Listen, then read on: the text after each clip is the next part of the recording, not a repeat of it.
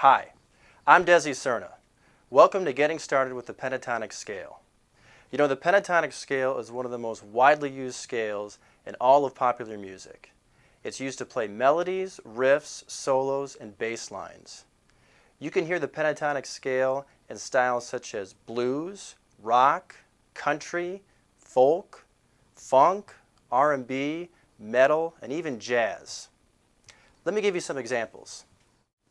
Here's an example of how an acoustic folk player might use the pentatonic scale to add a simple melody to some basic chords.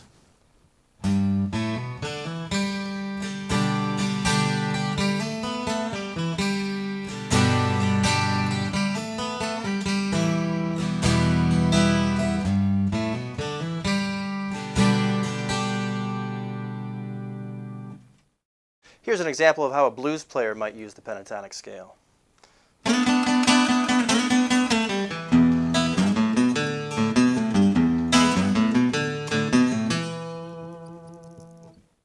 Here's an example that's a little bit country.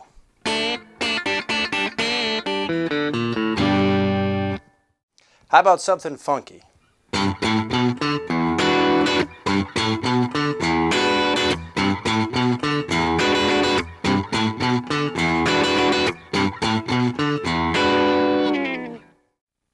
Here's an example that reminds me of an old Motown song.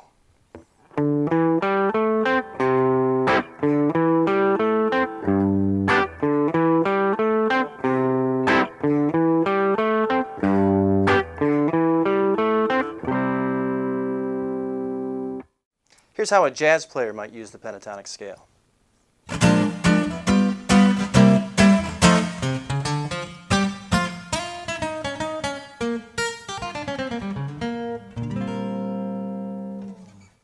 Here's an example of how a rock player might use the pentatonic scale together with some power chords.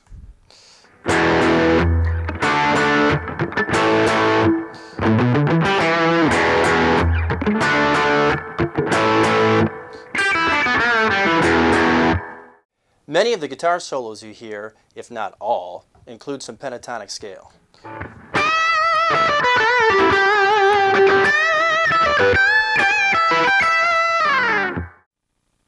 As you can hear, the pentatonic is an extremely versatile scale. It's used by acoustic guitar players, electric guitar players, bass players. In fact, it's used on all instruments, including voices. Whether you're a beginning guitarist that just wants to learn how to play some basic melodies and riffs, or you aspire to be an advanced lead guitar player, the pentatonic is an absolutely must-learn scale. Before you get started, I want to give you an overview of how this whole learning process is going to work. The pentatonic scale creates patterns on the fretboard, and the first step to learning the scale is to map out the whole neck and learn these patterns. There are 5. You're going to go through and learn each pattern one at a time, and you'll have to memorize and practice each pattern before you move to the next. Once you get all 5 patterns down, you can connect them and you can complete the whole scale template.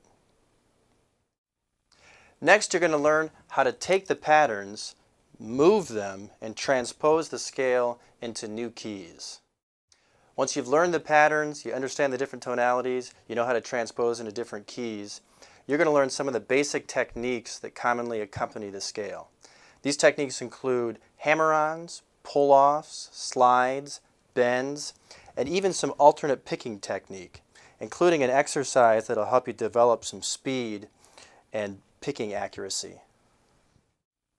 Finally, you're going to learn the theory behind the pentatonic scale, so you know exactly how to apply it to chords, chord progressions, and songs. With this information, you'll not only understand the music you play better, but you'll also be able to compose and improvise on your own. One more thing I should talk about is the importance of learning songs.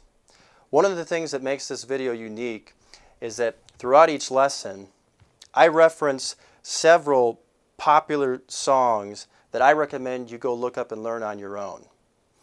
Learning music is much like learning language. With language, you can memorize the alphabet, learn how to spell words, learn how to diagram a sentence, but you'll never learn how to speak and communicate fluently until after you have read and listened to how other people use language to express their ideas. Also in this process of learning language, you have to memorize common phrases and expressions, and you have to use them yourself. Only after you've learned a lot can you start to rework phrases and words and express your own unique ideas. Music is the same way. The technical information like scale patterns and bends and stuff like that will only take you so far. You've got to learn songs. You have to learn how other people actually use the scale. With each song that you learn, you'll see how other people move through the patterns, how they incorporate the technique, when they use a major tonality, when they use a minor tonality. Only after you have learned and memorized and practiced a lot of parts will you be able then to rearrange them and create your own musical ideas.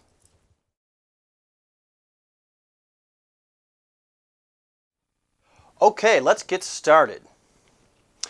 The pentatonic scale is a 5-tone scale. In fact, pentatonic means 5 tones.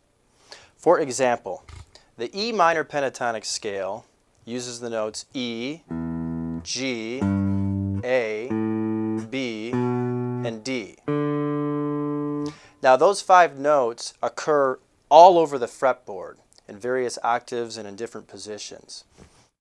If you take a look at this first diagram, you're looking at the fretboard turned upside down with the first string on top and string 6 on the bottom. You can see where all the notes of the E minor pentatonic scale are located on the fretboard. And as you can see, it's a pretty big pattern, and memorizing this pattern would be tough. So what we're going to do is we're going to chop this pattern up into 5 different pieces. In this next group of diagrams, you can see how we've cut the scale up into 5 different pieces or 5 different patterns.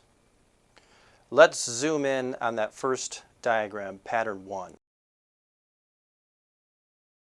Okay, here's a close-up of pattern 1. So here's all the notes in the first position of the pentatonic scale. And what you want to do is actually play through this scale, playing the notes individually, one at a time. You don't need to hold these notes and play them like a chord. Here's a notation example that includes tab, just in case you're a little confused on how to play up and down this pattern. So you can see you start with the 6th string open, then you go to the 3rd fret, then you play the 5th string open, 2nd fret, etc. Then I reverse directions and you go backward.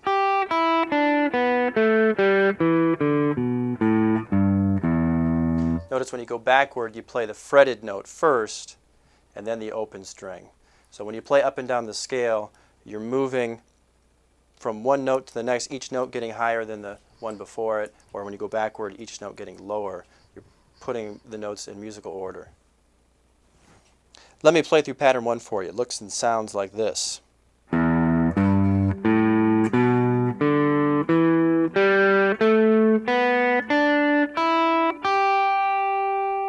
Here it is backward.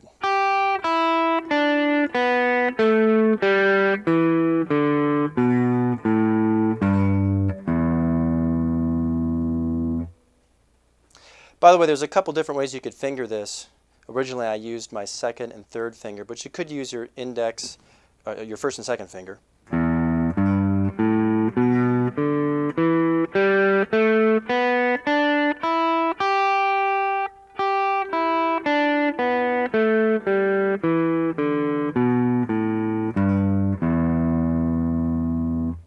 It really doesn't matter. There's no perfect or correct fingering.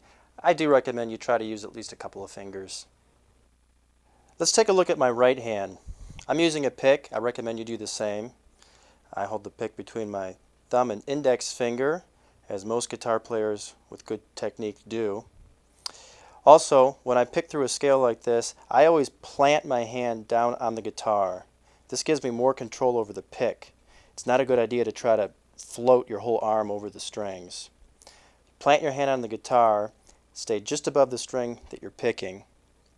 As you move across the fretboard, your hand will actually come up onto the strings and rest on the strings, keeping the strings that you're not playing quiet. Also, you should be alternating your pick. With the pentatonic patterns, there's always 2 notes on each string. So you can pick the first note with a downstroke and the second note with an upstroke.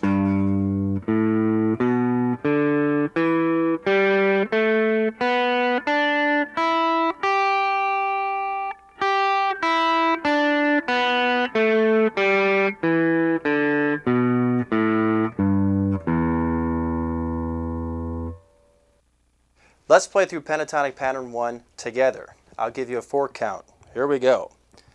1, 2, 3, 4.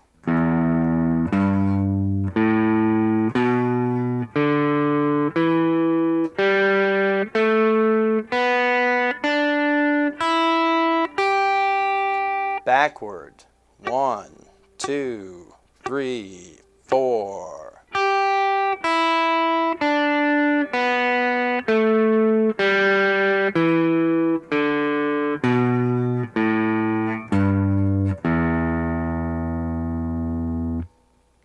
Did your notes sound exactly like mine? If so, you're ready to move on. If not, you need to go back and relearn that pattern and make sure you're playing it correctly. If you think you're playing it correctly but it still doesn't sound right, you may need to tune your guitar up. Come back when you're ready and we'll move on to pattern 2. Alright, next we're going to do pentatonic pattern 2. Take a look at this diagram. This is what pattern 2 looks like. And I want you to notice that pattern 2 reuses half of pattern 1. So the notes in frets 2 and 3 were part of pattern 1, now they're part of pattern 2. This pattern is going to be tougher because you don't have the open strings to take advantage of, and you get shifted around a little bit more. Here's what pattern 2 looks and sounds like.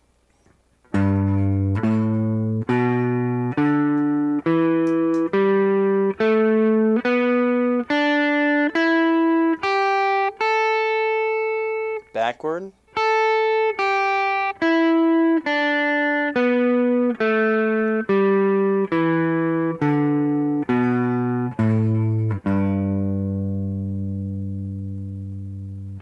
Here's another way you could possibly finger this.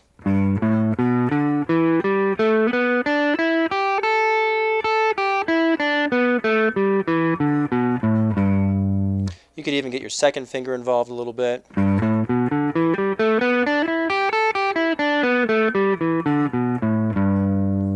I should point out there is no perfect or correct fingering. So you've got options as far as fingering, but just make sure you don't do anything silly like that'll make you look and sound like a hack. Also, I wouldn't recommend something like that'll get you nowhere also. You should be able to keep your hand in one general position and just reach with your fingers.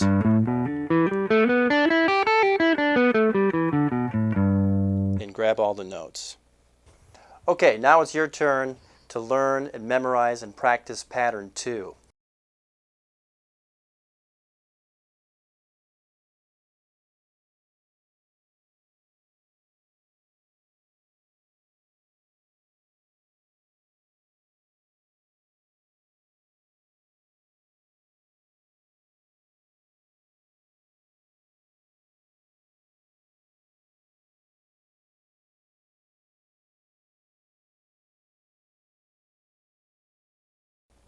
Okay, let's play pattern 2 together.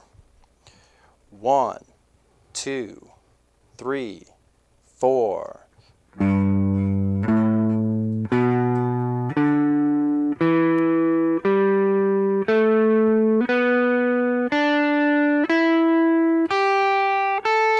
Backward.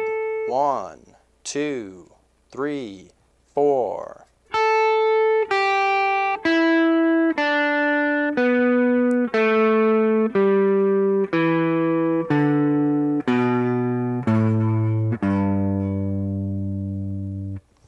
Did all your notes sound just like mine? If so, you're ready to move on. If not, you need to go back and relearn that pattern. Here's a tip. You might need to break this pattern up and just focus on playing half of it. And once you get comfortable with that, gradually add more.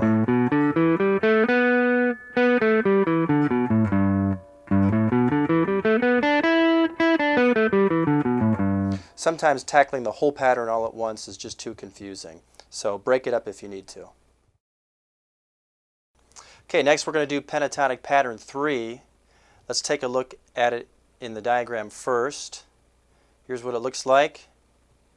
All of the notes in frets 4 and 5 were part of pattern 2, and they're being reused now for part of pattern 3. All of these patterns are connected. This pattern starts out really easy, and then things really get shifted around. This is what it looks and sounds like. Check it out.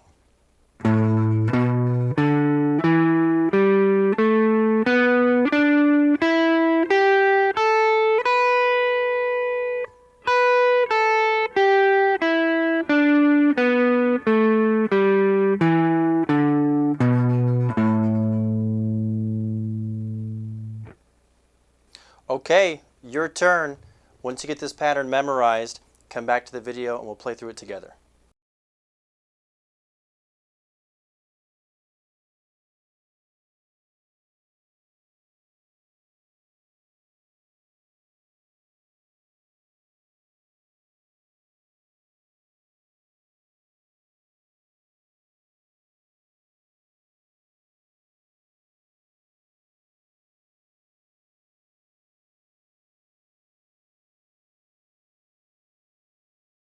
Okay, let's do pattern 3 together. 1, 2, 3, 4.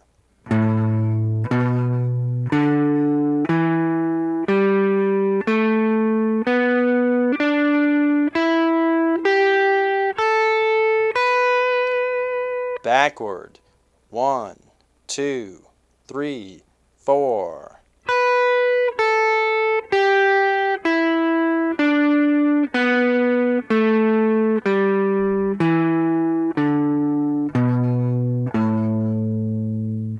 If your notes sounded just like mine, then you're ready to move on to pattern 4. Okay, we're going to learn pattern 4 now. This is what pattern 4 looks like in the diagram. All of the notes in frets 7 and 8 were part of pattern 3, so they're being reused again and become part of pattern 4. All these patterns connect. Notice with pattern 4 that you play the 7th fret of each string except for on string 2. You play the 8th fret. Here's what it looks and sounds like. Check it out.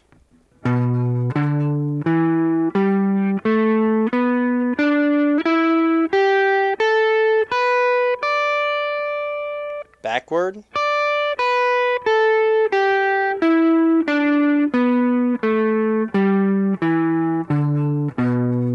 Here's another way you could finger it.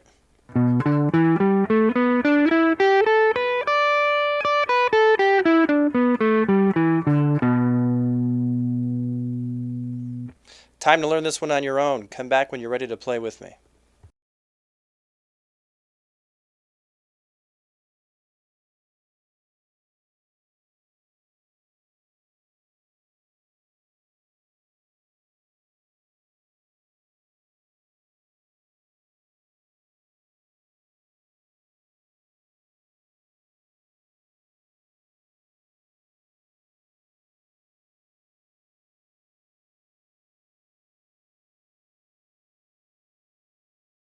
Let's play pattern 4 together.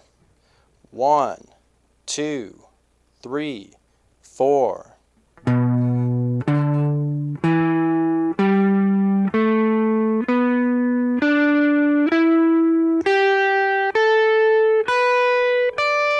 Backward. 1, 2, 3, 4.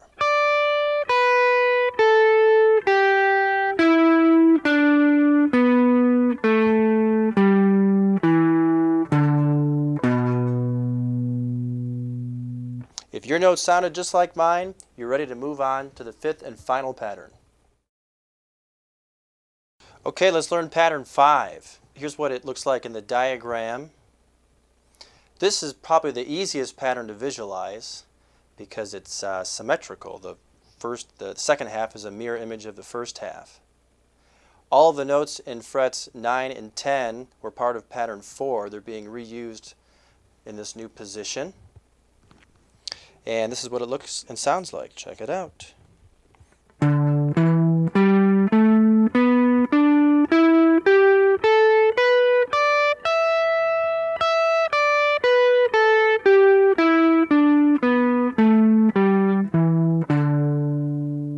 Here's another way you could finger it.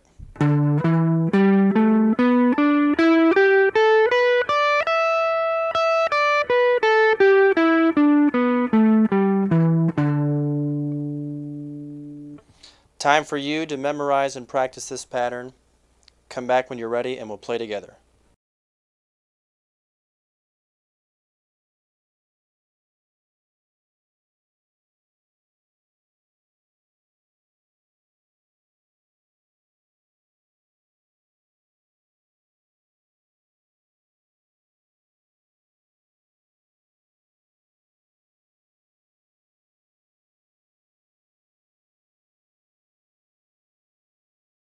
Okay, let's play pattern 5 together.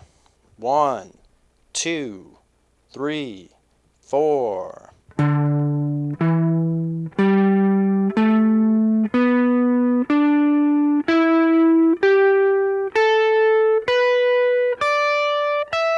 Backward. 1, 2, 3, 4.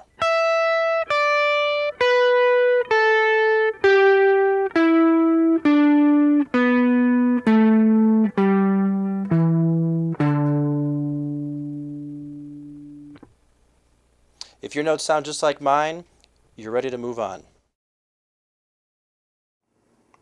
Now that you've learned all the patterns, we're going to go back and review them again. And we're going to take a look at how all the patterns connect.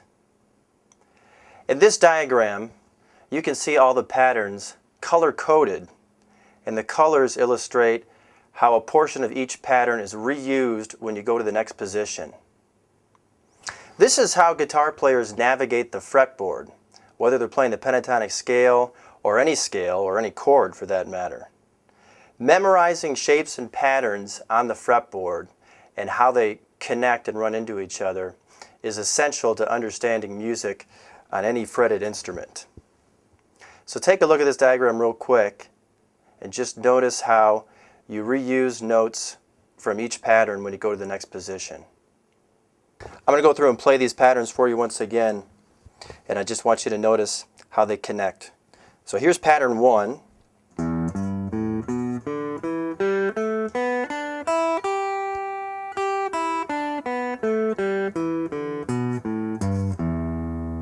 And the second note in pattern 1 becomes the first note in pattern 2. In fact, all of these notes here in pattern 1 are going to be reused in pattern 2.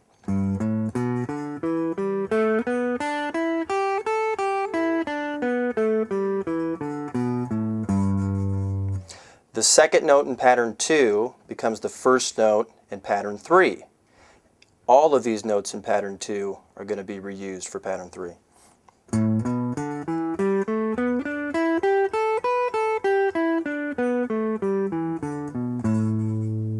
And so on. The second note in pattern 3 is the first note in pattern 4.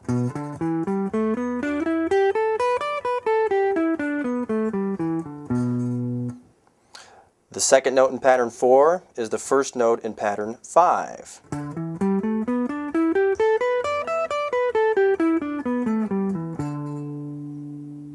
I recommend you try playing these patterns and connecting them backward as well.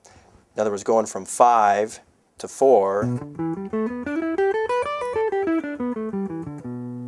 This note in 4 is used in 3. This note in 3 is used in 2. This note in 2 is used in 1.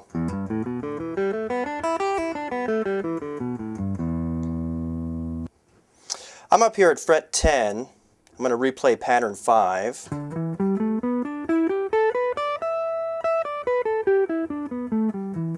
That's as far as we got, but we have more fretboard to cover, so let me explain what happens after pattern 5.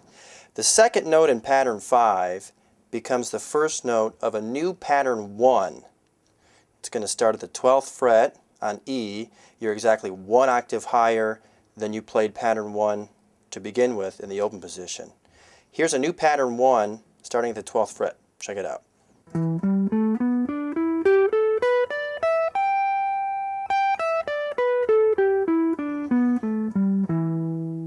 This pattern 1 is identical to the first pattern 1, but since it's not in the open position, you actually have to finger and fret every single note. So it does look and feel a little bit different because of that. Also, since you're in a higher position here in the neck, the frets are closer together. Again, so it just feels a little bit different, but the pattern is the same.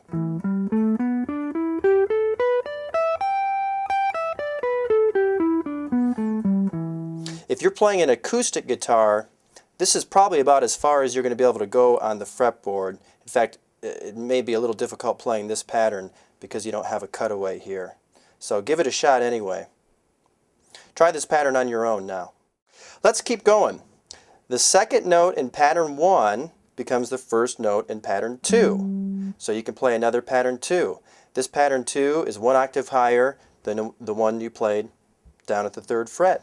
Here it is.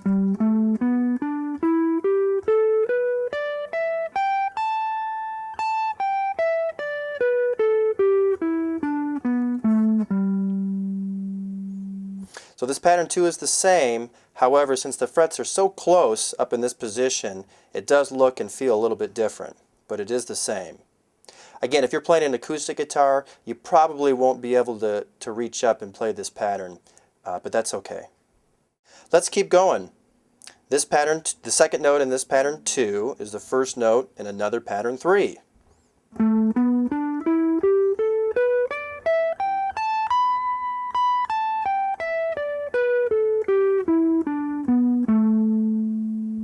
And the second note in pattern 3 is the first note in pattern 4, etc.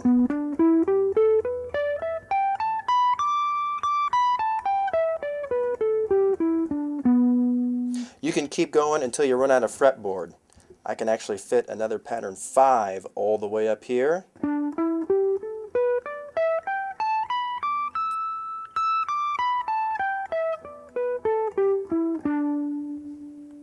So the patterns connect and just make a continuous loop.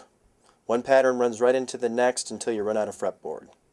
Now that you know all the patterns, you know how they connect, and you know how they repeat, this is how I recommend you practice. Start with pattern 1, go through all the patterns until you either can't play any higher or you run out of fretboard, and then wherever you leave off, restart in that position and move backward and see if you can connect them backward. So for example, I left off with pattern 5 all the way up here, so I could replay pattern 5, and I'm going to do this quickly, you don't have to play fast. And pattern 5 connects back into pattern 4, 4 back into 3, 3 into 2, 2 into 1, 1 into 5, 5 into 4, 4 into 3, 3 into 2, 2 into 1.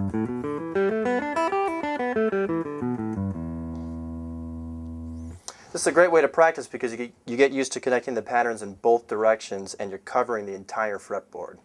Give it a shot.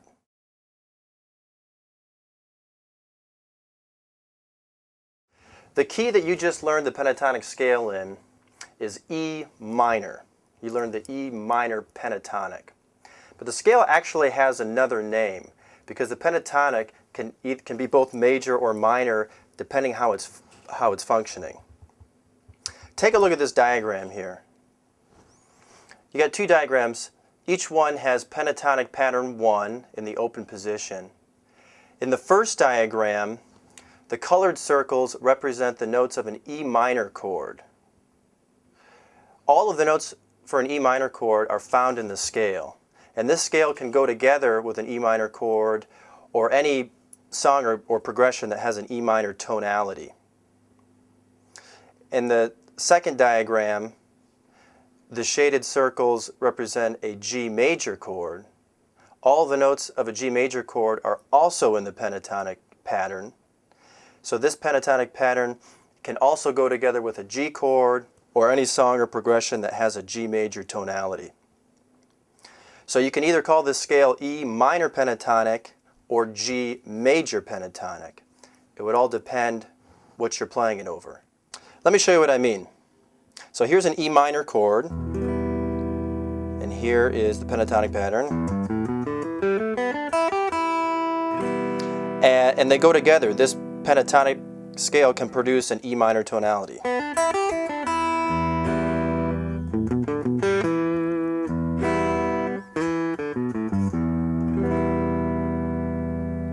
Now here's a G major chord, and this same scale can actually produce a G major tonality as well.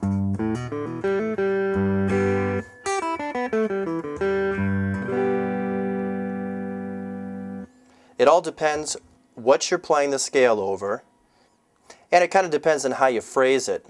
When I play over an E minor chord, my root is the open 6th string. Here it is an octave higher on string 4, and then here's a root E on string 1. So I usually play around those roots and emphasize them to give it an E minor tonality.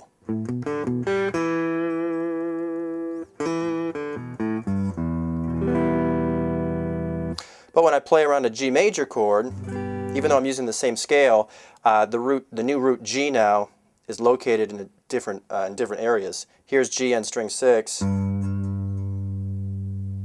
or you've got a G on the 3rd string, open, and here's G on string 1. So if I want to create a major tonality, or if I want to tie this scale into a G chord or a chord progression that revolves around G, I'll play around the roots in this new position and put emphasis on them.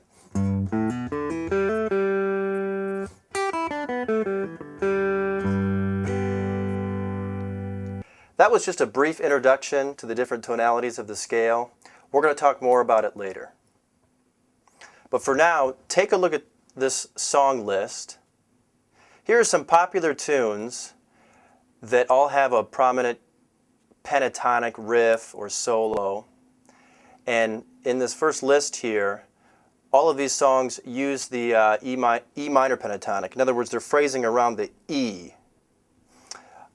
Some of these are quite easy. Susie Q is a pretty easy song to learn, as is Green River. Purple Haze isn't all that difficult. It does move around the neck a little bit more.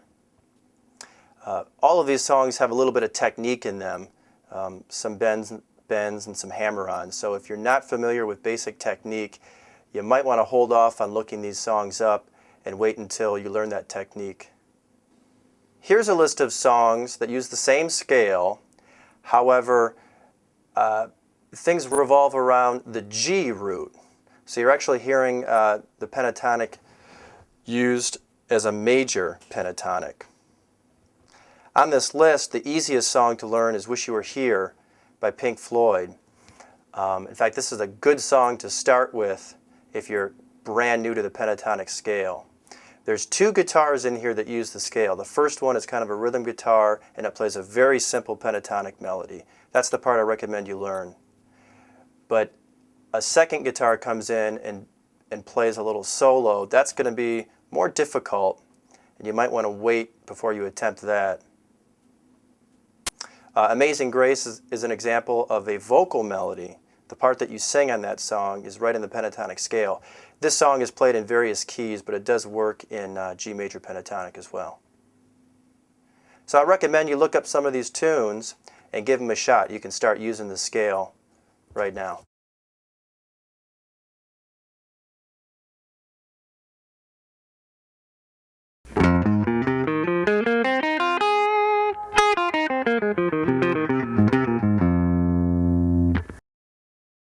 In this section, I'm going to teach you how to transpose the pentatonic patterns into new keys. You'll do this by picking up the patterns and just moving them up a fret. Let's take a look at a diagram. The pentatonic notes in this diagram are redrawn 1 fret higher than you learned them originally. In this first diagram, you can see all the pentatonic notes scattered across the whole fretboard.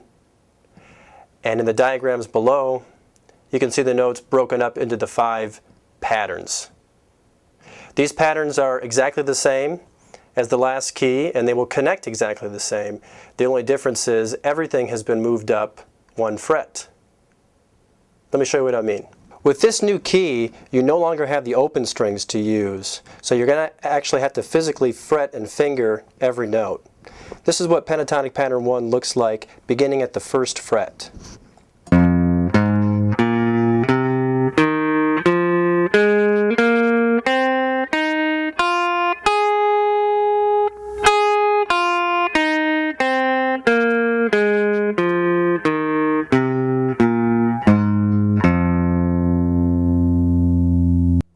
Again, the pattern is exactly the same. The only difference is that these notes, which were once open in the last key, E minor, now have to be fingered and fretted. This new key can either be called F minor pentatonic, or you could name it after this note, A flat major pentatonic. I'm just going to call it F minor pentatonic to keep it simple. So take a minute and practice playing this pattern on your own now. Just like with the last key, the second note in pattern 1 is the first note in pattern 2. This pattern 2 is identical to the last key. The only difference is it's 1 fret higher.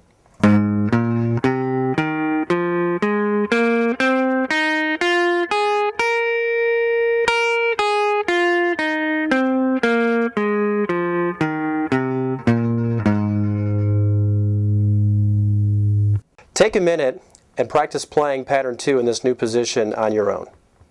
Okay, the second note in pattern 2 is the first note in pattern 3.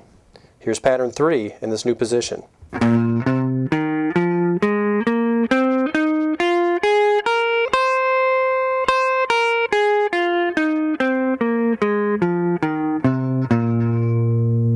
And you can keep connecting these patterns until you run out of fretboard or you can't go any higher. So the second note in pattern 3 is the first note in pattern 4.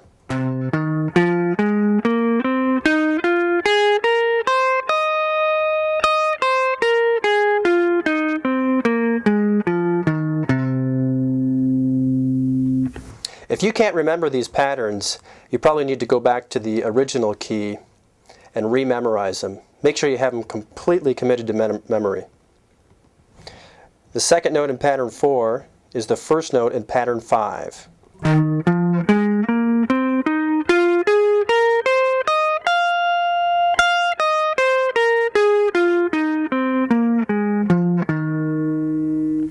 The second note in pattern 5 is the first note of a new pattern 1.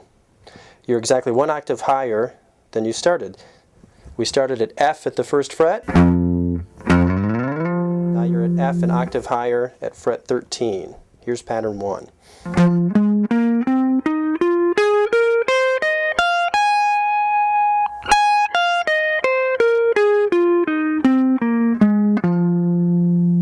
Pattern 1 connects into a pattern 2.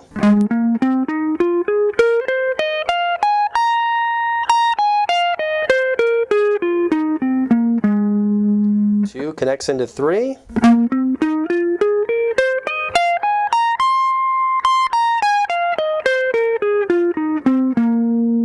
Three connects into 4.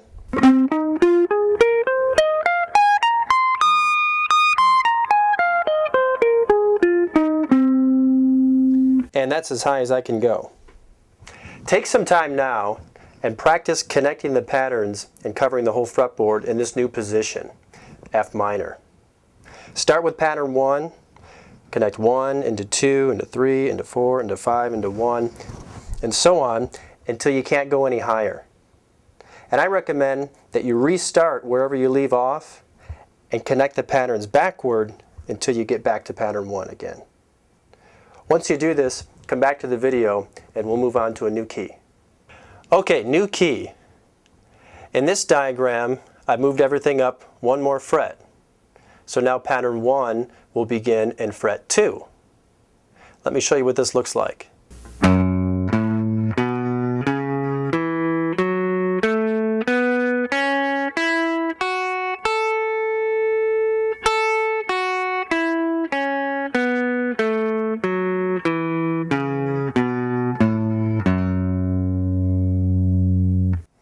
So as you can see, nothing's changed. Pattern 1 is still the same.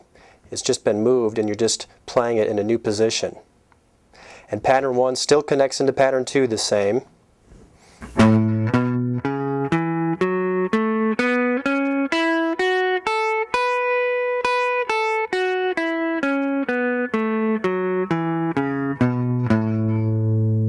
And so on. 2 connects into 3.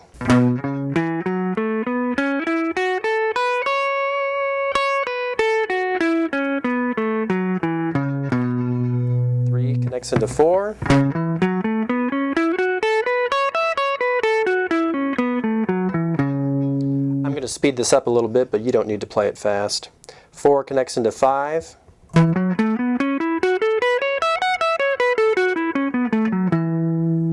5 into 1.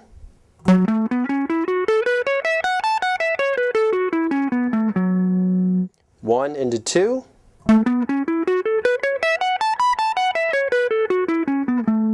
2 into 3.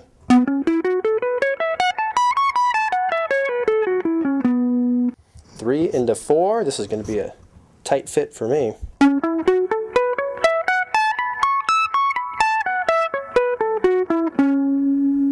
You may not be able to play that high. Just play until you can't go any higher. Wherever you leave off, it's a good idea to restart there and connect the patterns backward.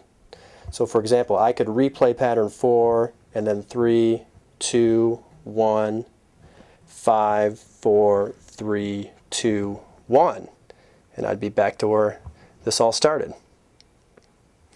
Take some time now and practice playing and connecting the patterns in this new key. Come back when you're ready and we'll move on to another. New key. In this group of diagrams, pattern 1 is starting at the 3rd fret. This would be G minor pentatonic. You could also call it B flat minor pentatonic if you wanted. Let me play through this for you.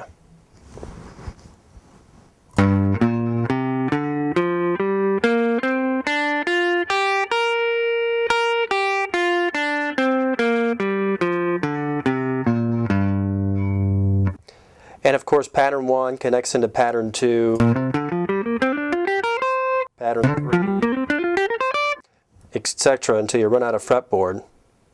But I want to show you, with this pattern, you actually have room before pattern 1 to play the pentatonic notes. And remember that these patterns connect 1 to 2 to 3 to 4 to 5. 5 goes into 1. So if you have room before pattern 1, pattern 5 is what you would play there. So here's pattern 1, and before it I can fit a pattern 5 in this position.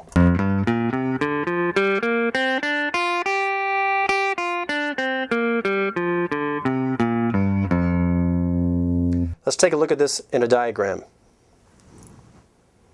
Here you can see all of the black circles in pattern 1 are also part of a pattern 5 that can fit before it. Notice that you use a couple of open strings in order to complete this pattern 5. Give this a try. Here's a group of popular songs that happen to be in this key that you just learned. All of these songs are in G minor pentatonic, with pattern 1 beginning at the 3rd fret on string 6. Some of these use a little bit of pattern 5 that comes before pattern 1. And many of these are easy to play. Lowrider, Born Under a Bad Sign, Lady Marmalade, I Shot the Sheriff, all relatively easy to play. A couple of these songs, Play That Funky Music and Are You Gonna Go My Way, were listed as E minor pentatonic songs. Coincidentally, they both have riffs which begin in E, but then are transposed and duplicated in another section of the song in the key of G minor. So I definitely recommend you look up some of these songs and learn them. Here's yet another new key. In this example, pattern 1 is starting at the 5th fret on A. This would be A minor pentatonic, or you could name it after the second note in pattern 1, C, C major pentatonic. All of the black circles in pattern 1 can be part of a pattern 5 that comes before it. And all of the gray circles in pattern 5 could be part of a pattern 4.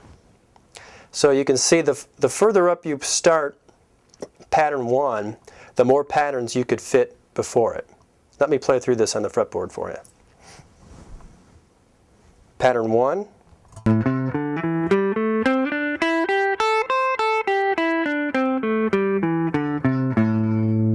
And of course, pattern 1 connects to 2, 3, 4, 5, etc. Or pattern 1 can connect back into pattern 5.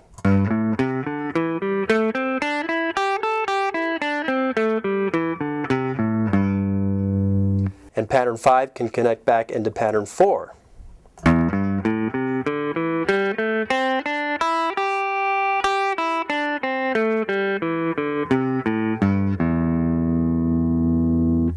This pattern 4 uses quite a bit of open strings, and since you're not physically fingering and fretting all the notes, it might throw you off. So let me play through this again. This pattern is the same, it just requires less fingers because we have open strings to use.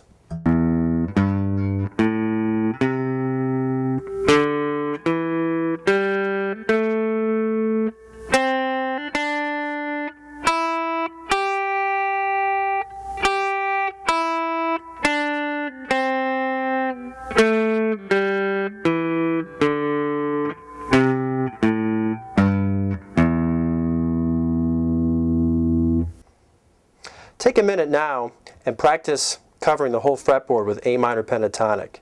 Move in both directions. Connect 1 into 2 into 3 until you can't go any higher. Work your way back to 1 and then move in this direction. 1, back into 5, back into 4.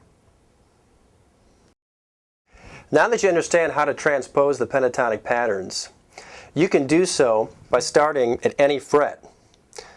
Just pick a fret. Maybe you want to start at the 7th fret.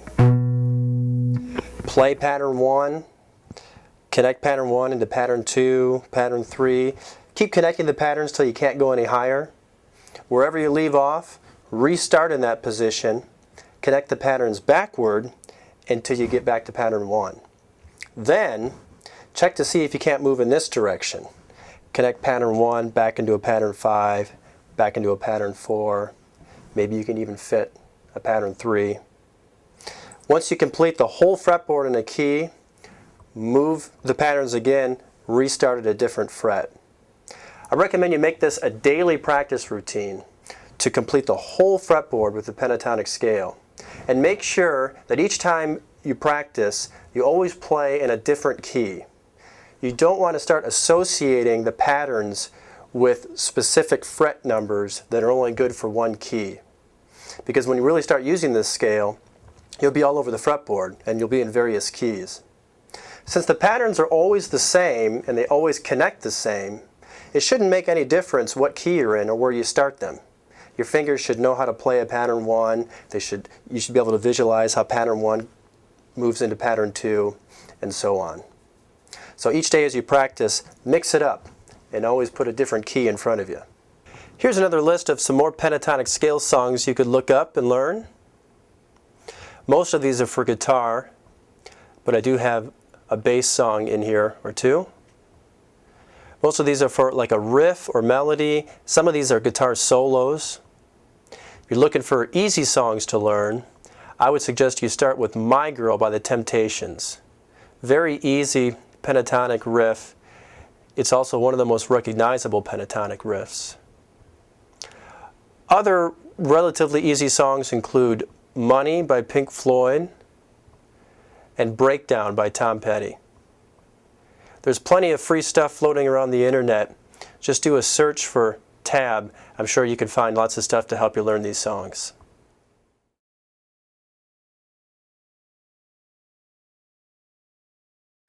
In this section, we're going to talk about some of the basic techniques that commonly accompany the pentatonic scale. These techniques include hammer-ons, pull-offs, slides, bends, and we're going to talk about a little picking exercise, picking in a sequence of 3, which is a great way to develop some speed, or more importantly, develop some picking accuracy. Okay, first technique we're going to start with is a hammer-on. So I'm going to demonstrate how you do this technique. A hammer-on is when you pick a note, and I'm going to play an E minor pentatonic pattern 1, open position here. So for example, I'm going to pick the 6th string open, and then I'm going to sound the 3rd string, but instead of picking that note, I'm going to sound it by just hammering my finger down on it like this.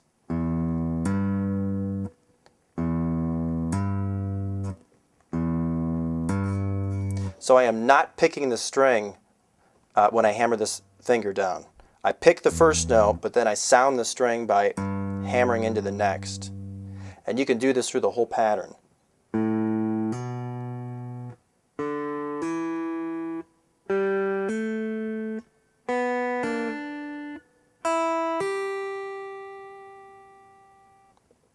Let's take a look at what this technique looks like in tab. You can see that you play the 6th string open, then you sound the 3rd string, and those numbers are tied together, and in tablature that means a hammer-on. It means you pick the first note, but you sound the next without re-picking the string. So in this example, we're just playing straight up pattern 1, picking the first note, hammering into the second. Sometimes you'll see this on the internet with a 0 and then a little H and then a 3, meaning 0 hammer on to 3. With internet tab, they can't always notate the same kind of markings that you use in regular notation. All right, let me show you what this technique looks like when you move around the neck. So I played in pattern 1, I'm going to move into pattern 2.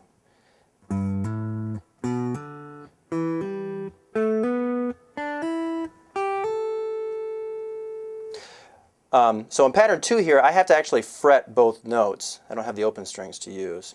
And it's important to point out that when you hammer on, you should not lift the finger from the first note. So I'm going to start here in pattern 2, I play the 3rd fret, then I hammer into the 5th, but I keep this finger down. If you lift your finger, then you're going to deaden the string, and it's going to be more difficult to get that hammer-on note to sound. So just keep this finger down. If you're a beginner, reaching up this high may seem impossible, but trust me, your fingers will do it in time if you keep practicing it. Kind of tough to do it on the next couple strings because it is a big reach.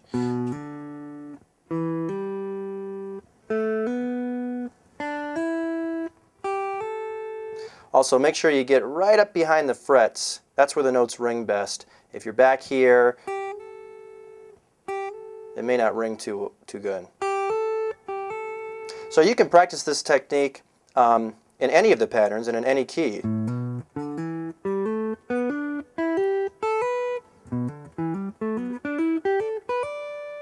All right, now let me show you a technique called a pull-off. This is the opposite of a hammer-on. This is where you would start with a fretted note and then pull off to the scale tone before it. So for example, E minor pentatonic pattern 1, I'll play, let me start at this end. I'll play the 3rd fret first, then I'm going to sound the first string open by pulling my finger off, so I didn't actually pick the string. And rather than just lifting your finger straight up,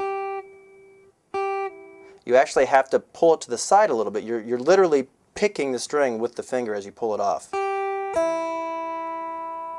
And you can do this all the way down the scale.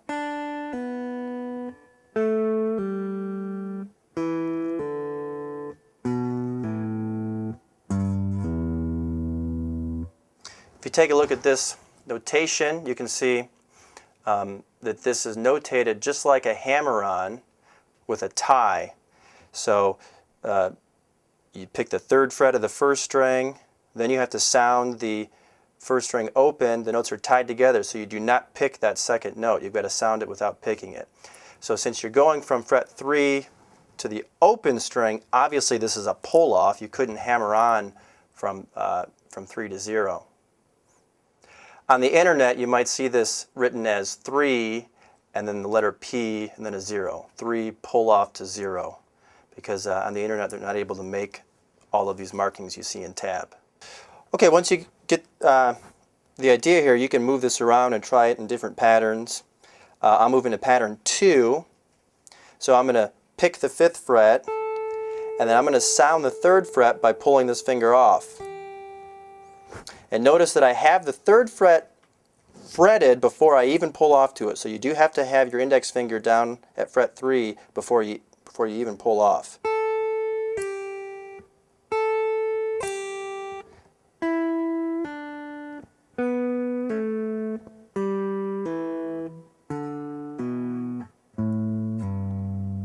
And you can move around and try this in any pattern, any position.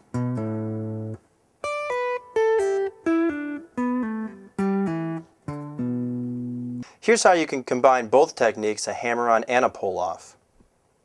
You could start by picking the open first string, hammer into the 3rd fret, and then pull it right back off. So you're sounding 3 notes, but you're only picking the first one. Hammer on and then pull right back off.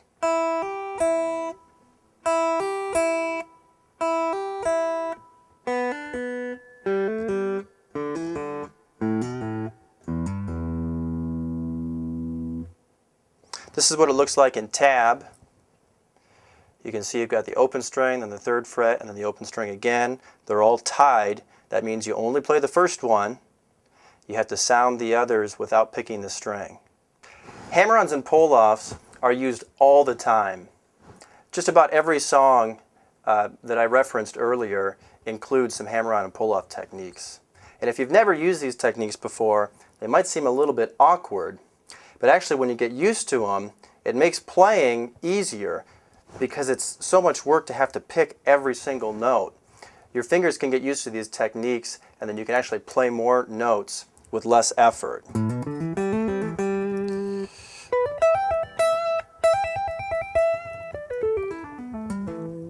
I was hammering on and pulling off many of those notes. My pick didn't have to follow on everything. It actually was easier to do that.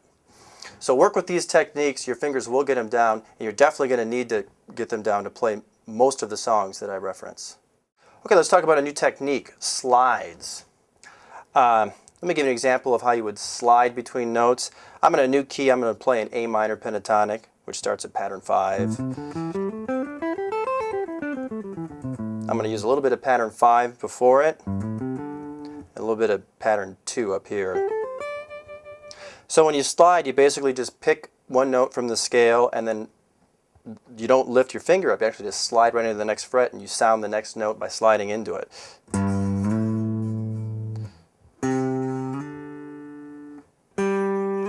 You got to make sure you don't lift your finger, or you'll deaden the string. You can even slide backward.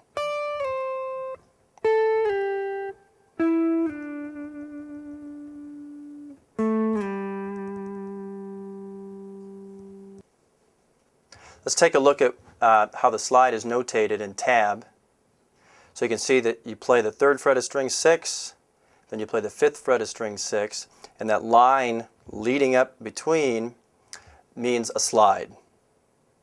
On the internet, you might see this as 3S5, meaning 3 slide to 5, or sometimes they are able to use like a backslash, and that means slide.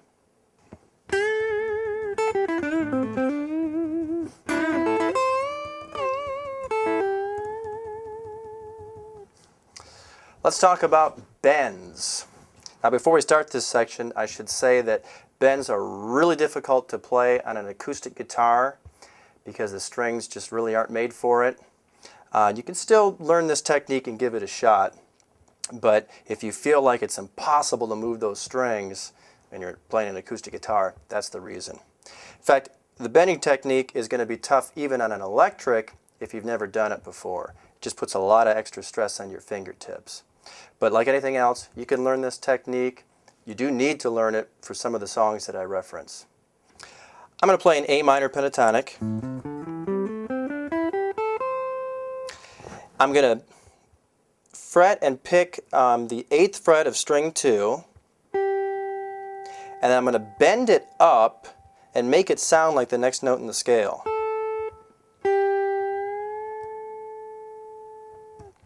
Now, I'm fretting this note with my ring finger, but I'm also putting my 2nd finger on the string also, because you really need the strength of 2 fingers to push a string up. My index finger rests back here, keeps these strings quiet, and also holds the strings down so that when I push the string up, I don't go under them like that. You actually want to push all the strings up. So check it out.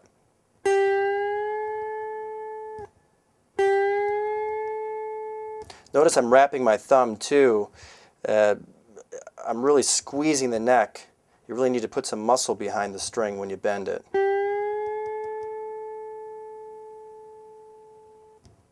Let's take a look at this technique in tab. So here you see the 8th fret of string 2. You pick it, and then the arrow indicates the bend technique. You bend it up a full step. A full musical step is actually 2 frets on the guitar. So you're bending it to sound 2 frets higher, which is the next note in the pentatonic scale. The next bend is played at the 7th fret on string 3. Just another example, so you can see what it looks like at a different fret, different string. So here's the 7th fret of string 3. I'm going to bend it up a full step, meaning 2 frets. It's going to sound 2 frets higher. It's going to sound like that note, which is the next note in the scale. Fret it with your ring finger, put your middle finger on the string 2, and use the strength of both of those fingers to push it up. Your index can lay back here, keep these strings quiet, and help prevent your fingers from going under the 4th string.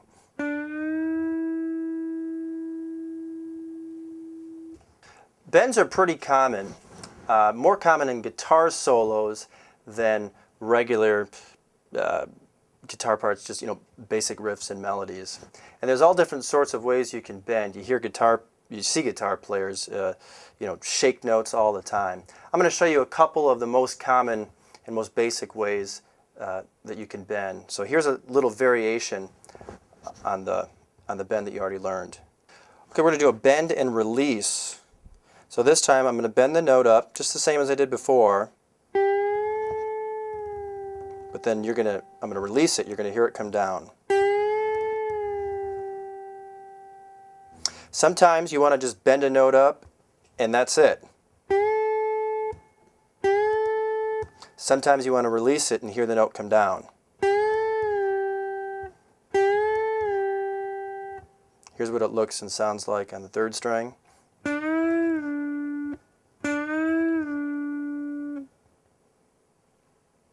And this is what it looks like in tab.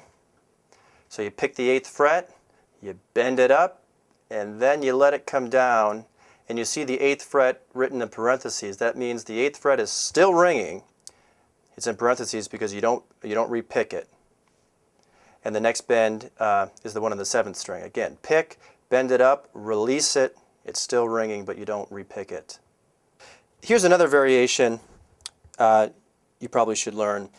It's a pre-bend and release. You actually bend the note up before you pick it. You pick it bent, and then you release it. So you don't hear the bend go up, you just hear it come down. Here it is on string 3.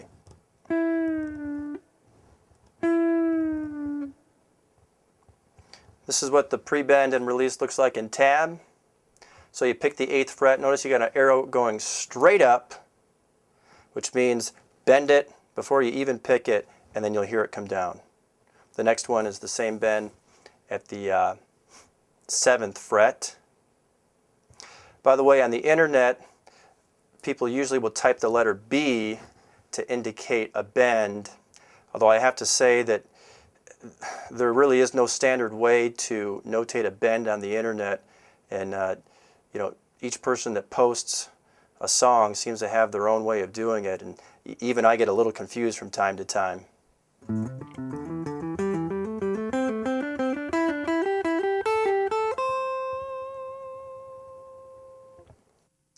In this next lesson, I'm going to show you a little alternate picking exercise, which is actually just a sequence of 3 notes. When you pick through the patterns this way, it'll not only help you develop some speed, but it'll also help you develop some accuracy with your pick. Let me show you how this works. So here's A minor pentatonic, pattern 1. And what I'm going to do is start on the first note and play up 3 scale tones. Then I'll start on the second note and play up 3 scale tones, etc.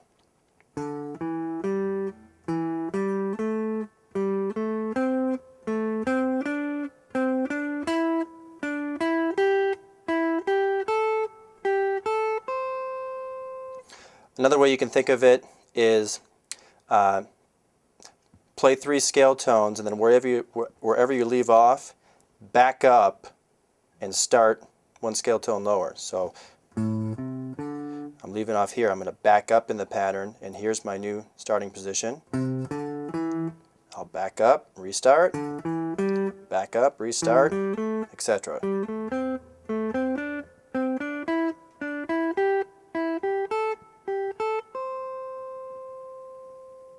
Now there's a little bit more to this. Let me show you what we're going to do. What I want to do is take 2 sequences of 3 and string them together with no break in the picking. Let me show you what I mean. So 1, 2, 3, then back up 1, 2, 3. I want to put these together with no break in the picking.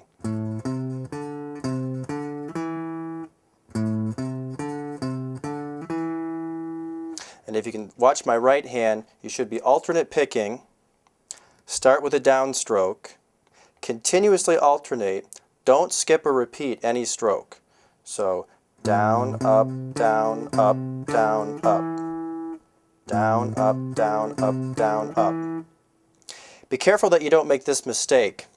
And that is when you restart that second sequence of 3, that you restart with a downstroke. Don't do this. Down, up, down, down, up, down. Because you skipped an upstroke. You should continuously alternate and don't skip any strokes.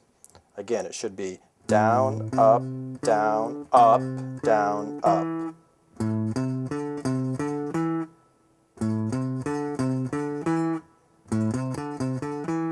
Take a minute and work with this until you're comfortable with it. Once you're comfortable with this, you can just move over and do the same thing starting at string 5. Make sure you follow the pentatonic pattern correctly. Check it out.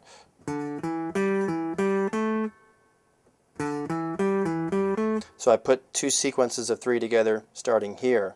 Again, alternate your pick. Start with a downstroke, continuously alternate. Don't skip or repeat any stroke.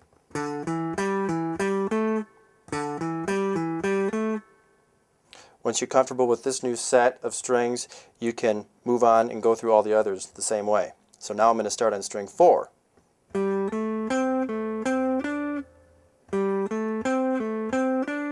String 3. Make sure you follow the pattern.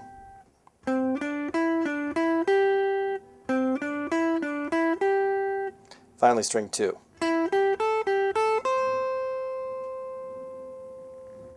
Once you can go through each pair of strings and connect 2 sequences of 3, the next step is to string it all together with no break in your picking.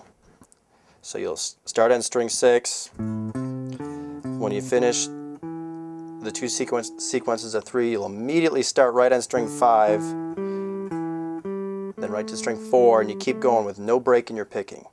Like this.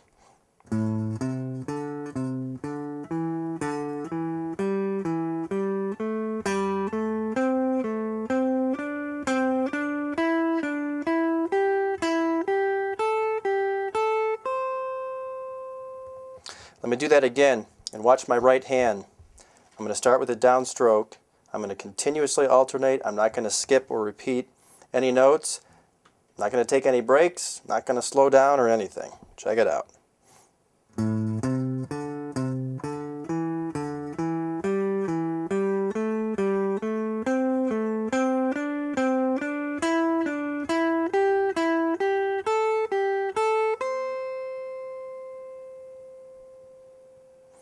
Probably have to work with this for a while until you're able to do that. Give it a shot. Once you get used to playing through this sequence, and you can do so with no break in your picking and without making any mistakes, you can gradually work on trying to increase your speed.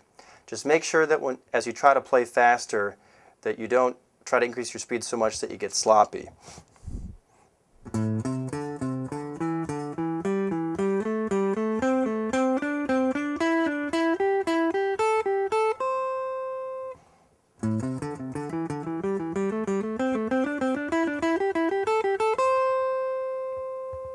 This is something you might end up doing over a period of days or maybe weeks. You might have to play at a certain tempo for a while until you get used to it, and then you can step it up a notch, gradually increasing your speed over weeks.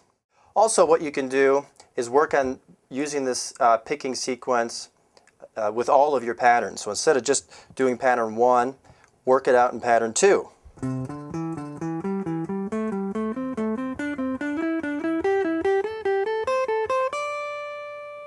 Pattern 3.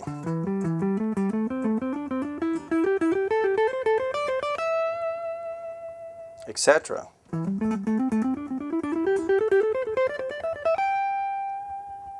Pattern 5.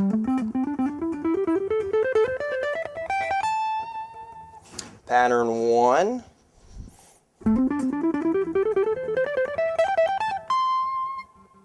You don't have to play this fast. I'm just speeding it up so I don't waste time. Although if you are interested in developing speed, this exercise does work well for it. Definitely recommend that you try working this picking sequence into your daily practice routine, along with other techniques such as hammer-ons, pull-offs, etc. Once you start getting the hang of it, and you can use the sequence in all the patterns, and you can play in different keys and use the sequence, then you can work on reversing the sequence and playing backward. Let me give you a quick example of what that looks and sounds like.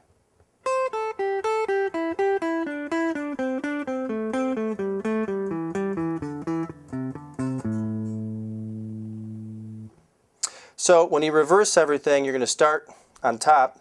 You're going to play down 3 scale tones. Then you'll move back up a note, move down 3 scale tones, etc. And you can also put 2 sequences together with no break. Work on that.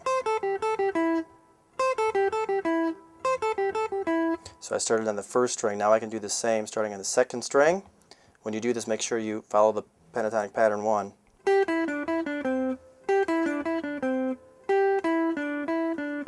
Etc.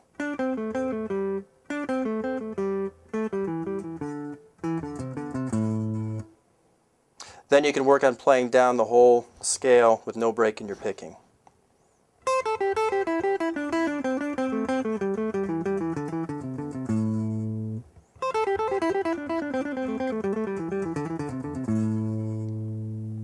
Again, you don't have to play this fast. Just make sure that you can play it accurately and cleanly. Once you get the hang of using the sequence backward in pattern 1, you definitely want to try it in the other patterns as well. So here's a little bit of pattern 2.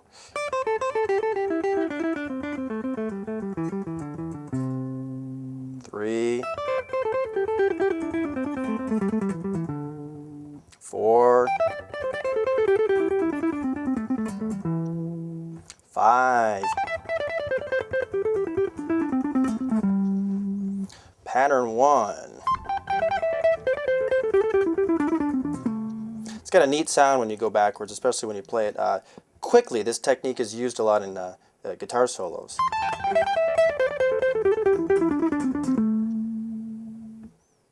That wraps up the section on technique. So with alternate picking, bends, slides, you should be able to start developing the necessary chops to play some songs.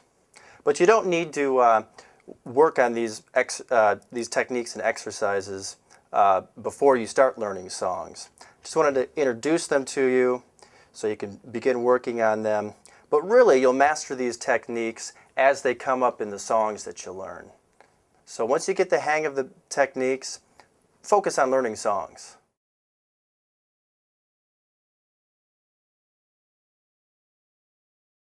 I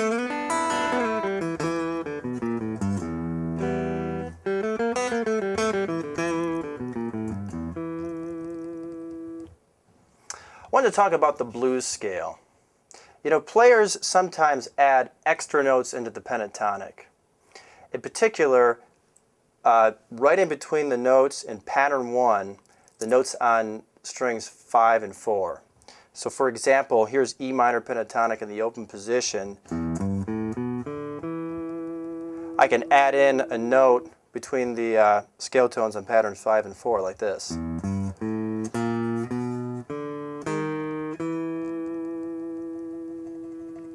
This particular technique is used a lot by blues players, and I think it was dubbed the blues scale because back in the old days players learned how to play from records and just kind of pieced together the patterns as they heard it. And when people asked, well, what scale are you playing there? They probably didn't know, and they just said, you know, it's what all the blues players use. It's the blues scale. I think that's how it got its name. But most players really think of the blues scale as just the pentatonic with some extra notes added. In this diagram, in the first diagram, you can see E minor pentatonic pattern 1 in the open position, and then those shaded circles represent a common note that is added into the pattern. And it's really functioning as kind of a chromatic passing tone. It's kind of a stepping stone in between the notes that are part of the scale. In the other diagrams, I just showed you what the same pattern 1 with the added notes looks like when you move it around the guitar neck. Let me play through that first diagram.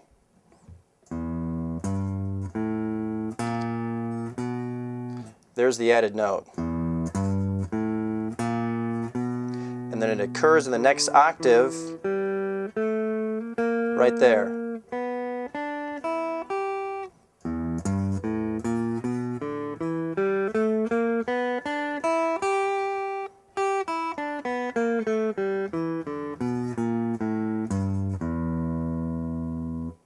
Let me move away from the open position and go through some different keys. Here's F minor pentatonic with that added note in it.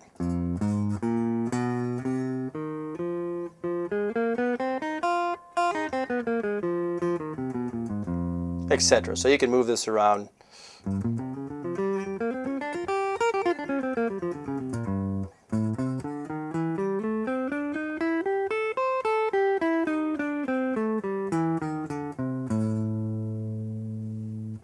So this version of the pentatonic is what many guitar players refer to as the blues scale, but it's really just the pentatonic with some added notes in it. I just wanted to introduce this to you in pattern 1.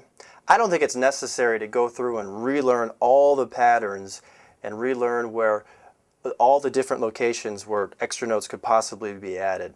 It's just not necessary. You can get introduced to the added notes as they come up in songs.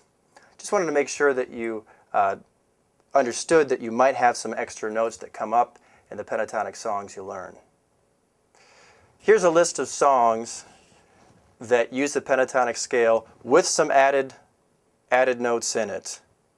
Some of these are really easy to play. Take It Easy by the Eagles starts with G major pentatonic in the open position. It does have a bend in it, which is difficult to do on the acoustic, but other than that, it's a pretty easy scale run. Sir Duke by Stevie Wonder, one of the most amazing pentatonic riffs I've ever heard, but it's difficult to play. You'll need lots of fast alternate picking technique to pull that off.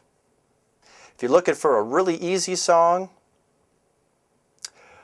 Sunshine of Your Love by Cream is probably the easiest on this list. It uses the blues scale, really easy song, no technique involved. Roadhouse Blues, part of that riff is pretty easy to play as well.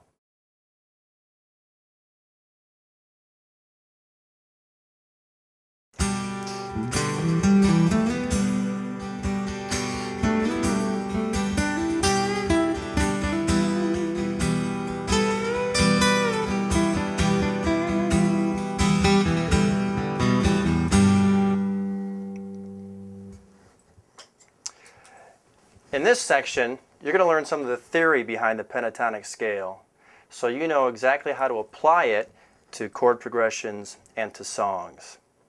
What I'm going to do is just take you through a handful of different types of chord progressions and show you how you would identify the root and how you would identify which scale you should play, major, minor, and also how you can make a song sound like a blues. Let's get started. Let me throw a progression out at you.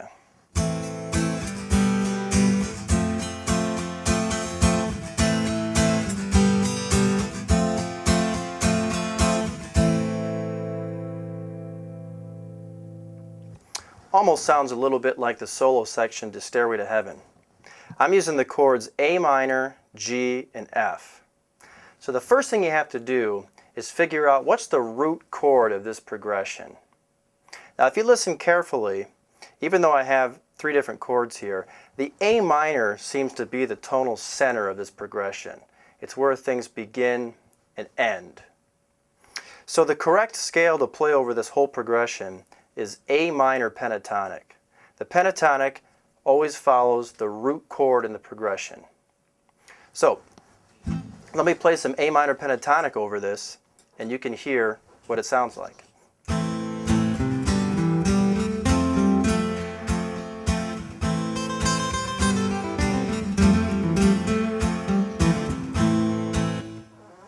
As you can hear, it works over the A minor and the other chords. It works over the whole progression. So I was playing A minor pentatonic beginning at the 5th fret, pattern 1. Now I should point out, as I did earlier, that when you're making the scale sound minor, you should play around the root and emphasize it. So the first note in pattern 1 is your minor root, and this note is located an octave higher, here on string 4, and then here it is on string 1. So here's your roots, and it's a good idea to play around those and put lots of emphasis on them. Let me show you what I mean.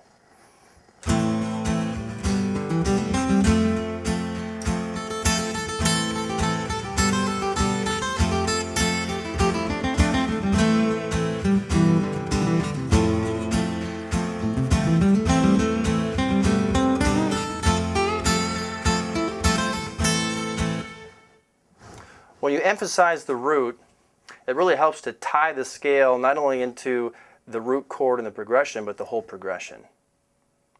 You might need to have a friend to jam with, or maybe a recording device to work on this on your own. Or you could just find any song that has an A minor chord functioning as the root, let it play, and practice playing over the top of it. I used pattern 1, but of course, once you figure out the right key, you can slide into any pattern that you want and move anywhere on the fretboard.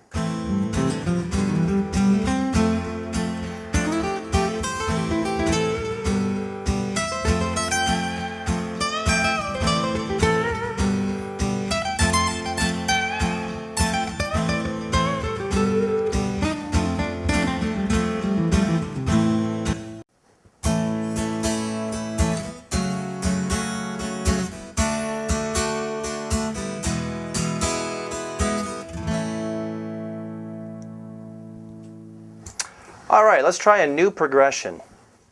With this one, I used the chords A, major, F sharp minor, D, and E. And if you play this through this progression on your own, you'll notice that even though there's 4 chords in here, It's the A major that's kind of the tonal center of the song. It's where everything starts and kind of comes back and resolves to. So since that's the root chord in the progression, the pentatonic should follow that chord. And since it's an A major chord, you should play the A major pentatonic. Now in the last example, we started A minor at the 5th fret. But we don't want A minor for this song. We want A major. Remember that the first note in pattern 1 is always your minor root. The second note in pattern 1 is always your major root. So if I just move pattern 1 down 3 frets, that makes the second note in pattern 1 A. I'm actually in a new key. This is A major pentatonic.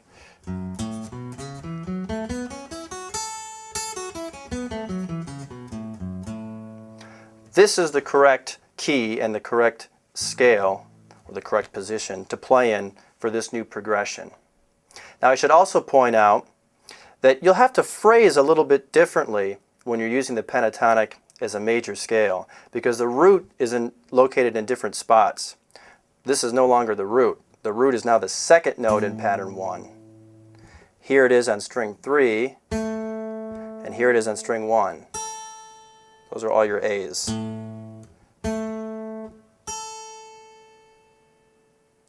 Let me play over this progression, and I'll be sure to emphasize the roots.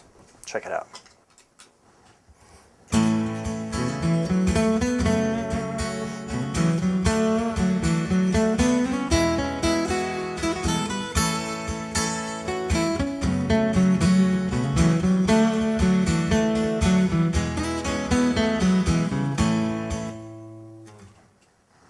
Once you figure out the right position to play in, and pattern 1 is a good pattern to figure that out with, you can slide into any pattern you want. You can move anywhere on the fretboard you want.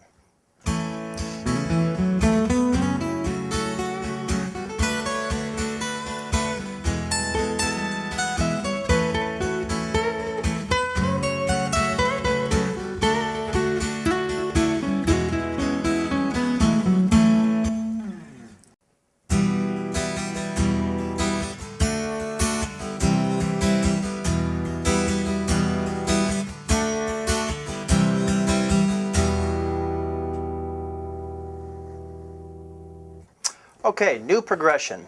This one is actually really similar to Nothing Else Matters by Metallica. So in this example, I'm using an E minor, a D, and a C. And E really sounds like the root. Now, let me show you a way that you could figure out the root on your own if you had no clue which chord is the root. What you can do is just have a progression playing or just have a song playing and just move along the 6th string until you find a note that sounds like the tonal center. Let me show you what I mean.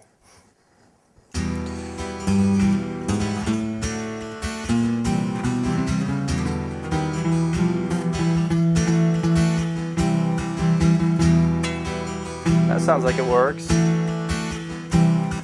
Once you have an idea of what the root might be, then you have to figure out, okay, do I make it the second note? Is it a major pentatonic? Or do I make it the first note? Is it minor pentatonic? Let me play the major pentatonic over, and let's see if it works.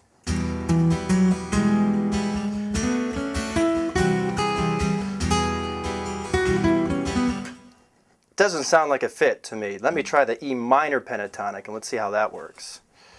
So I'm going to put my index finger on E and make this pentatonic pattern 1 starting at the 12th fret. This will be E minor pentatonic.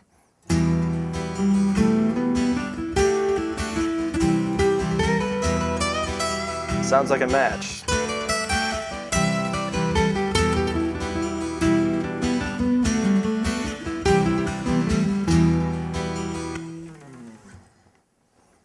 So that's just an example of how you could figure out a key on your own. I used to, when I was learning how to use scales, just let the radio play. Every time a new song came on, I would try to figure out where the tonal center was. When I found it, I would play the major pentatonic or the minor pentatonic for that note. In other words, I would make that note the second note in pattern 1 and the first note in pattern 1 to figure out which tonality sounded best. Once I found a match, then I would move all over the fretboard and just practice jamming.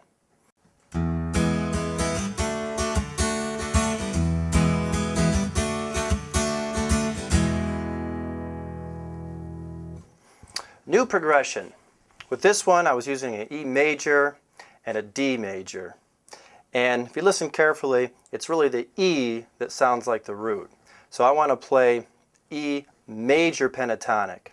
Now in the last example, we played E minor pentatonic. We put our index finger on E and played pattern 1. In order to play E major pentatonic, I have to move down 3 frets so that E is the second note in pattern 1. So this is actually a different key, E major pentatonic. Also, you want to pay attention to where your roots are. Second note is the root. Here it is in the 3rd string. Here it is on the 1st string. Check out what it sounds like over the tune.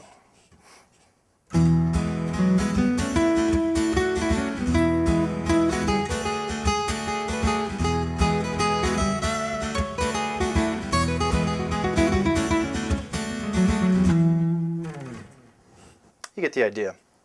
Another thing I should mention is that with any of these examples I've taken you through, or any song you play over, you could always try mixing in some extra notes, like as in the blues scale. Let me play a little bit of that, and you can hear that it works over this song.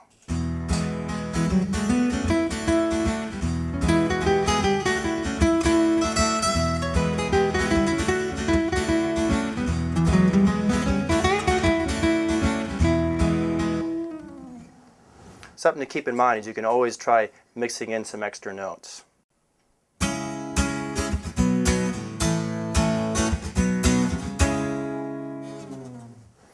All right, yet another progression here. I'm going to let this one play, and I'm going to use that little trick to see if I can figure out the right key. Check it out.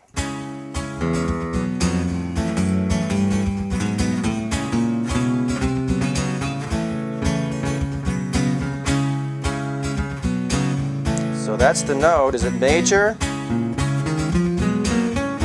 That doesn't sound good. Let me make it minor.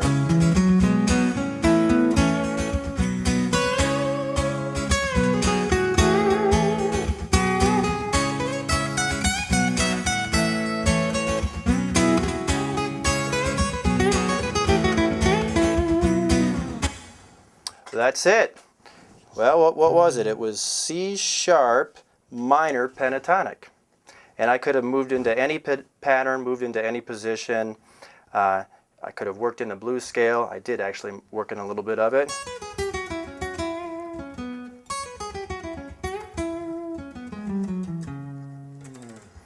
This song actually sounds very much like All Along the Watchtower by Jimi Hendrix. Give it a shot.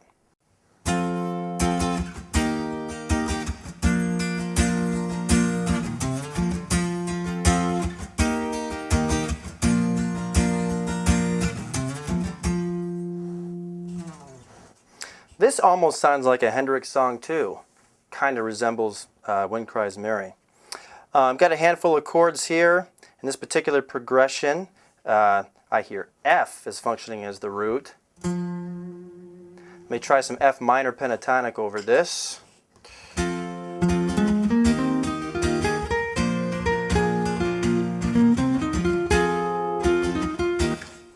Doesn't really sound the way I want it. Let me try F major pentatonic. This might mix better.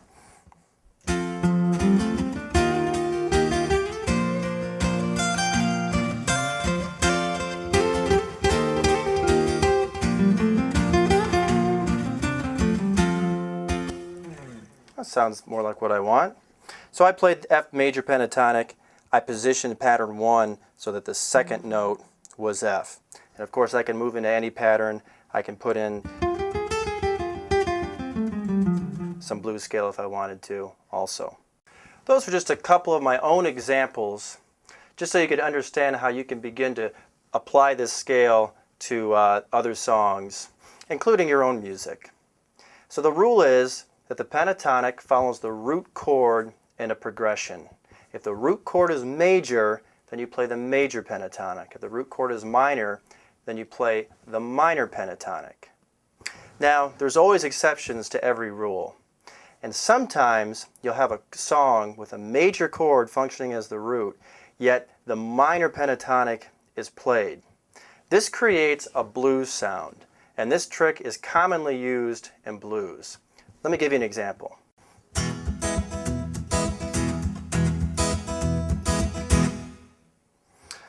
Playing a little rhythm here on an E major chord, kind of in the style of Who Do You Love by Bo Diddley. Now let me let this play. Even though I'm playing an E major chord, I'm going to play E minor pentatonic. A little bit of pattern 1 in the open position, maybe a little bit of pattern 2 over it. Listen to the sound that's created.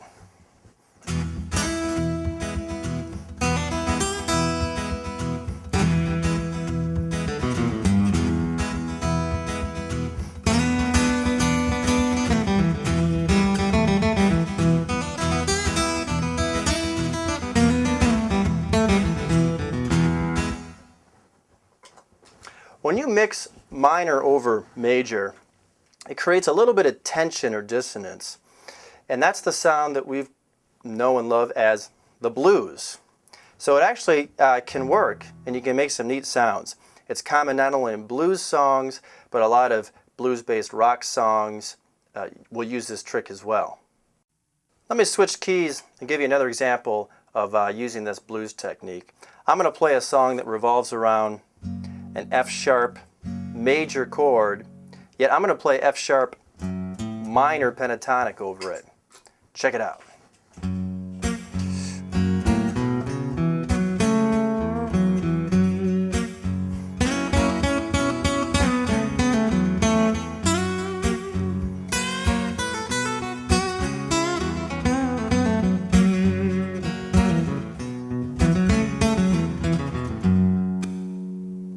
Almost sounds like Give Me One Reason by Tracy Chapman. So again, we're kind of breaking the rules here, playing the minor pentatonic over a major bass chord. And this is usually done in blues songs or blues-based rock songs.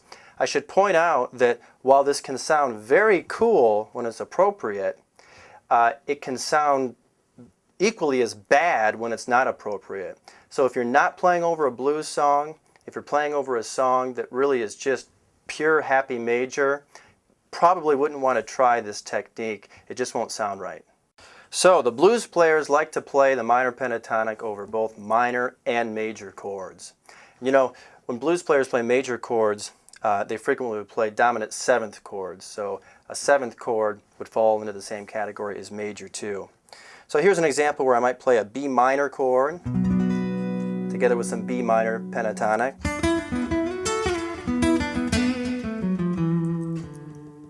Then maybe an A7 chord, which is a major bass chord, but I'm still going to play a minor pentatonic over this, A minor pentatonic.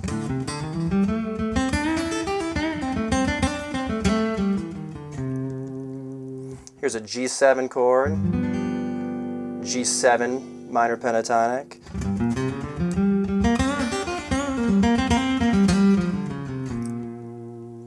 Actually, it's just called G minor pentatonic, not G7 minor pentatonic. Those changes were really similar to Couldn't Stand the Weather by Stevie Ray Vaughan. And again, I just wanted to illustrate that a lot of blues players will play minor both when it's appropriate over a minor chord, but then they'll also play it over a major chord or a dominant seventh chord. If you're a fan of the blues and you want to learn how to play blues songs, and this is really going to help you out because you'll be able to pick the right scale to create the sound that you're hearing. But I should point out that the blues does commonly use this technique where it breaks the rules, but it also uses the traditional applications. Good blues players actually mix things up. If they're playing over a major chord, they'll use the minor pentatonic to create that blues sound, but they also will play the major pentatonic. So a well-versed player will understand both applications and actually use a little bit of both or mix them up, whatever sounds the best.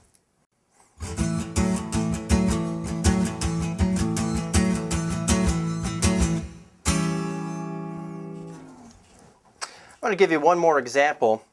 I was doing a little blues shuffle rhythm in A, playing over an A7 chord. I'm going to let this rhythm play, And I'm going to show you that I can use a major pentatonic over this.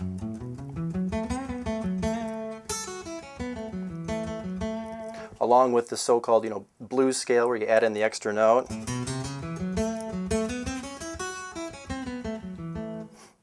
I can also play a minor pentatonic over this. Together with some extra notes if I want.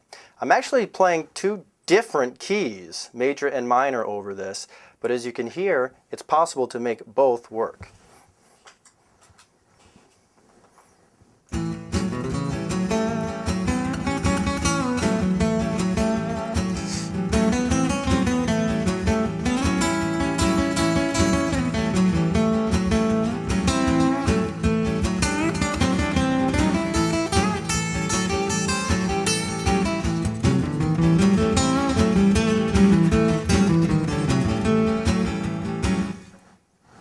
So you can see there I played a little bit of both, and because this is kind of a blues-based rock song, it does actually, both of them sound good.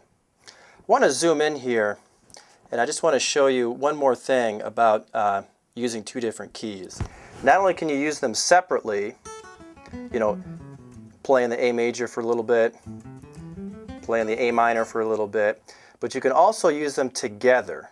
And this can get really confusing, but it also can be very cool. Let me play a little bit of A major pentatonic, but rather than using pattern 1, let me slide into pattern 2. Because this pattern 2 falls right over the top of A minor pentatonic, pattern 1.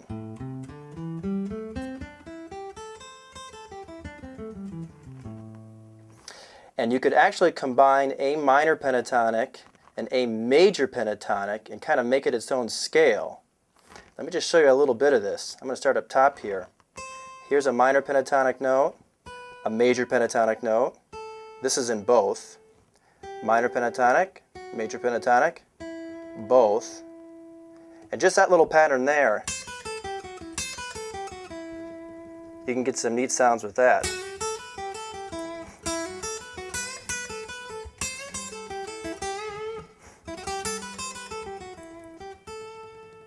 But you could keep going.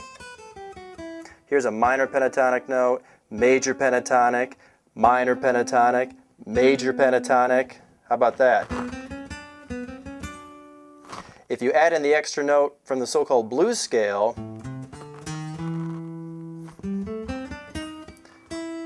you end up getting 5 notes right in a row. 5 notes that are either from the major pentatonic or the minor pentatonic.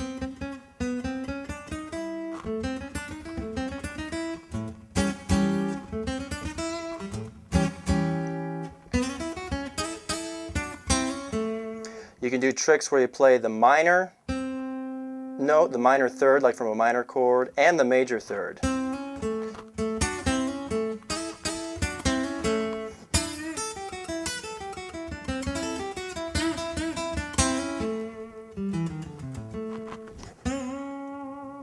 That sounded a little bit like Johnny Be Good, which is a good example of a song that mixes up major and minor patterns. Those are just some of my own examples of licks and phrases that combine both the major pentatonic and the minor pentatonic.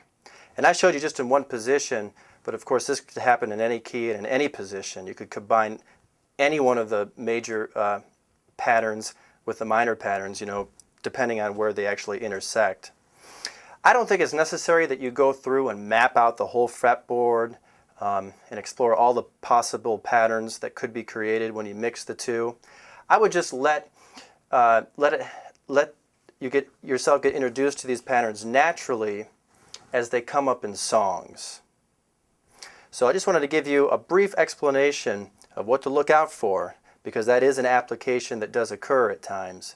And at least now, when you're learning a song and you're getting all confused and you're like, I can't figure this out. There's major pentatonic and minor pentatonic notes. At least now you'll have an idea of what's going on. If all of this pentatonic stuff is new to you because you're a beginner, I would recommend you actually stay away from blues songs, especially ones that mix the two tonalities, and focus on songs that are strictly major and songs that are strictly minor. When you get really good at those two tonalities on their own, then it'll be much easier for you to work on combining them.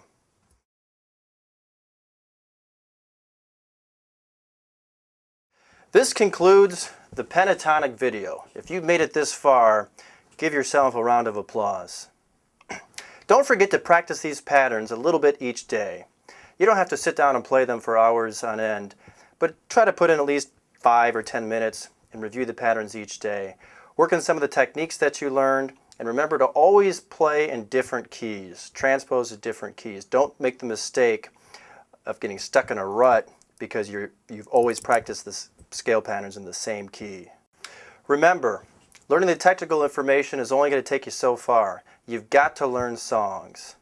Now, I've made several references throughout this video to songs that all have prominent riffs or melodies or solos that I recommend learning. And there's tons of free content available on the internet. So just Google it and learn what you can. If a part is just too difficult, move on, try a different song. Also, make sure you visit my website and make sure you're on my mailing list, because I'll keep you updated on any new materials that are available or any bonus materials that I can send you to help you study and practice. You can sign up at my website. There's no cost to be on the mailing list. Thanks for watching. Please email me your comments. I'd love to have a testimonial from you. And I'd be happy to answer any questions you may have too.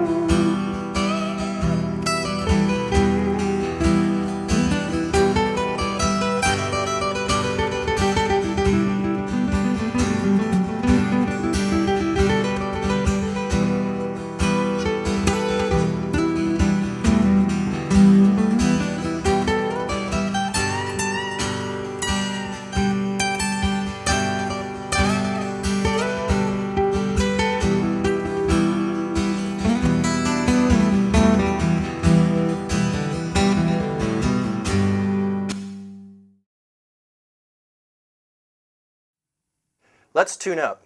Here's string 6, E.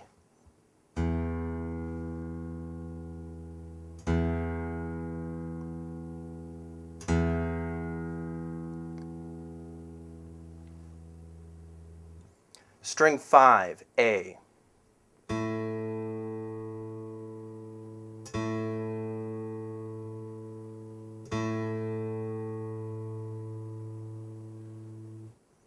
String 4, D.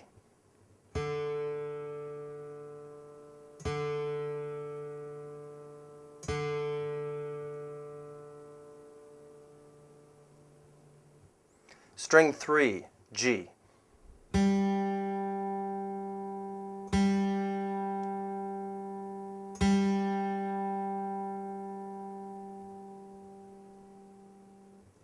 String 2, B.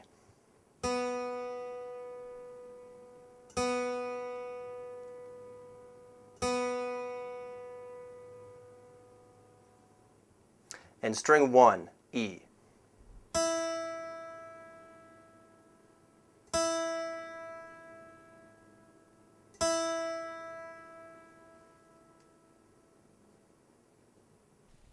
In this quick review, you're going to learn some tips and tricks for remembering the notes along string 6 and string 5. Since most of the chord shapes and scale patterns that you play on the guitar originate from these two strings, you really ought to know the notes on them. Let's start with the open 6th string. Most people know this as E. If you don't, think about it as being the root of the common open E chord. You begin strumming on string 6, because that's your root. The chord is called E because the root is E. You ought to know that the 3rd fret is G because it's the root of the common open G chord. There's your G. You ought to know that the 5th fret is A because it matches the 5th string open, A.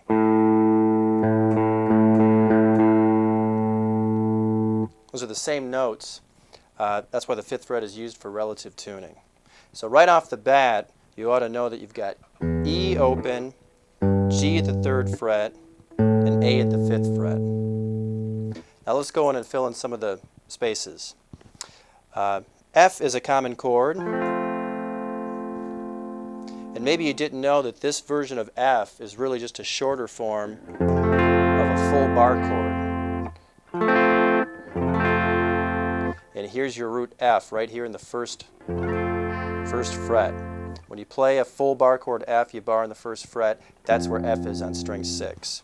So you've got E, F, G, A.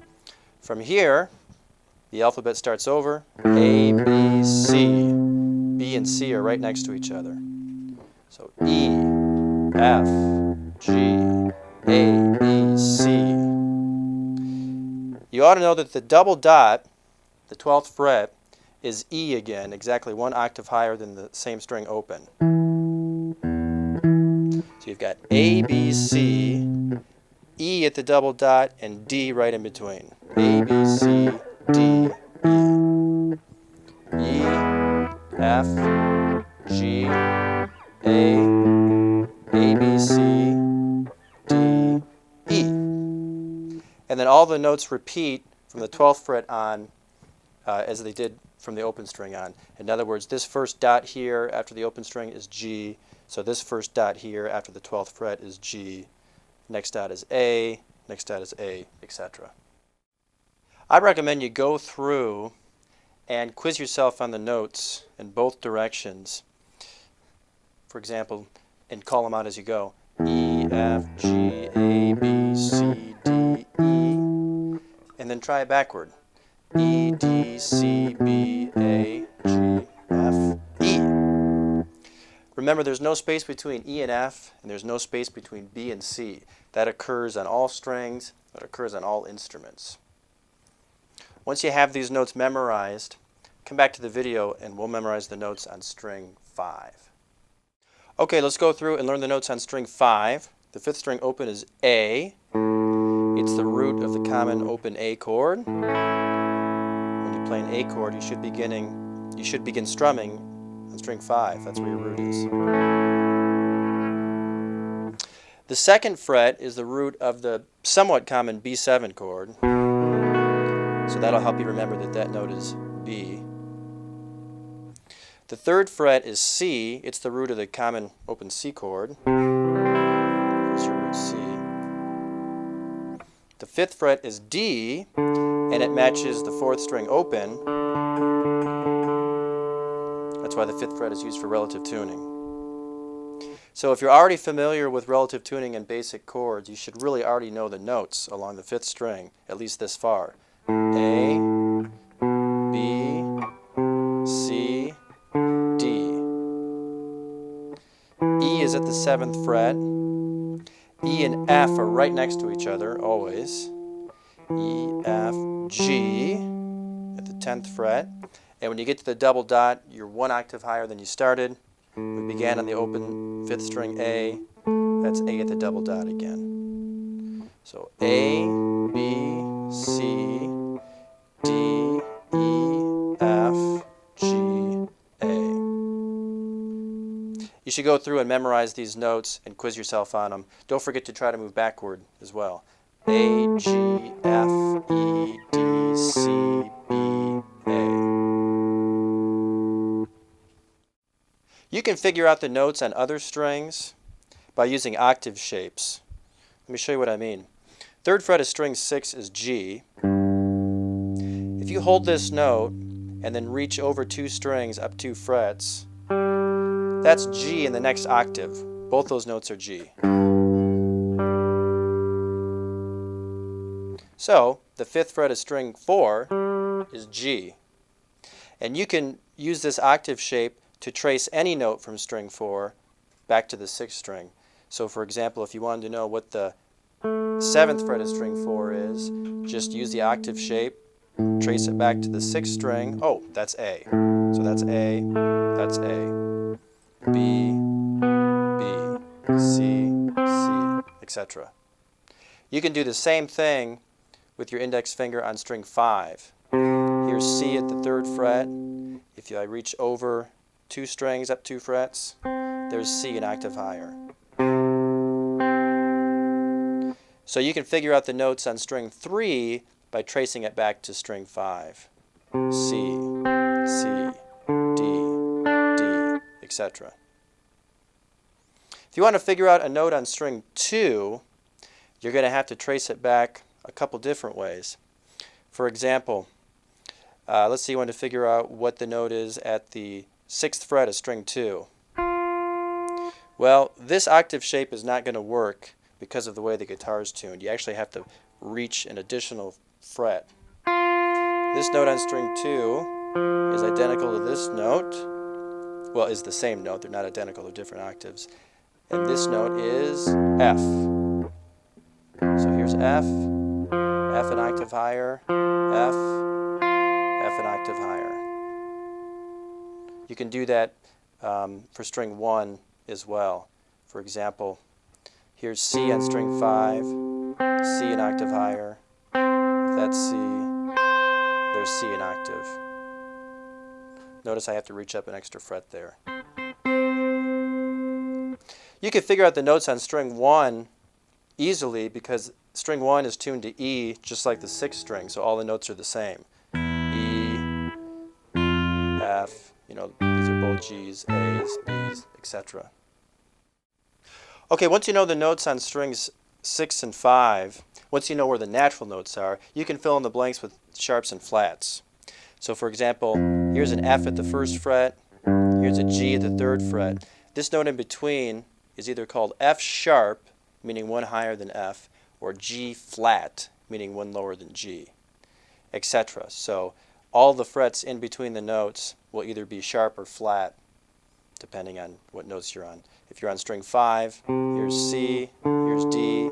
This is C sharp, or you could call it D flat.